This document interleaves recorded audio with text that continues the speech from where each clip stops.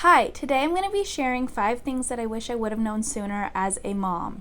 I am a mom of 3, so I have learned a lot over the years. I've learned a lot of things the hard way, and that's okay. I just would love to share my input to help you so that hopefully you don't have to learn the hard way like I did. Number 1, I wish I would have learned this sooner. You don't need every baby gadget that's out there on the market. You need very few things, if I'm being honest, at least in the beginning. The main things that I would probably get would be a bassinet or a crib of some sort, a couple swaddles, and some sleepers.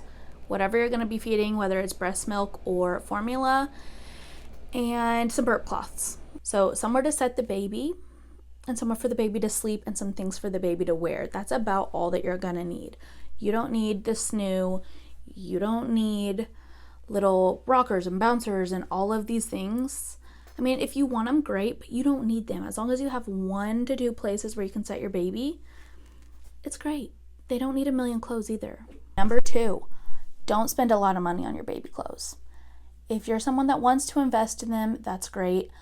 I personally would not do that again because they ruin them. They poop in them, they spit up in them, and they grow out of them so fast. So if I were to start over, I would just get a few basic sleepers and maybe a couple onesies, and that would be about it. I would not be buying a million different outfits. It's so cute and it's so hard to say no because I love baby clothes and I love the little boutique-y type clothes that are unique and just fun. But if you don't have the money for it, don't worry about it. It's not a big deal. They don't need it. It's more so for you than what it is them. They aren't going to be any less loved. Number 3, something that I regret doing with my firstborn was letting him watch TV from like the time that he could watch TV. I mean, I would just sit him in front of the TV, I guess. I just think screens are so bad for our kids. It's great every once in a while for a treat, but not every day. Don't use it as a babysitter. That's where I went wrong. And that's probably the most controversial thing that I'm going to say in this video. I don't do screen time unless I'm in the room with them. Number 4 would be get outside. Don't let your kids be cooped up inside all the time. It's so beneficial to get them outside for their eyesight, for hearing, for sensory. You don't have to do a bunch of inside sensory things that people do these days. Just get them outside. It's the cheapest, most educational thing that I feel like we could do for our kids. It's just letting them be kids outside. I feel like whenever they're sitting inside on a screen or on a tablet or watching TV, they're not getting to have the full experience of being a child. When we were kids, we were outside all the time. At least I hope you were too. And I have such good memories of that. What are our kids going to remember whenever they get older of their childhood?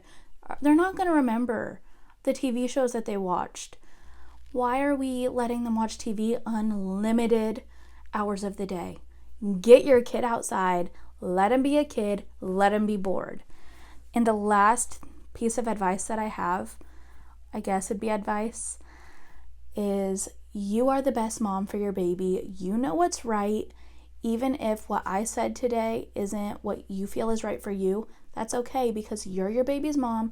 God chose you to be that baby's mom. You know what you need to do as a mom for this baby. So I hope that you enjoyed today's video. I hope that you got something out of it. And if you don't agree with something that I said, that's okay. We don't have to agree.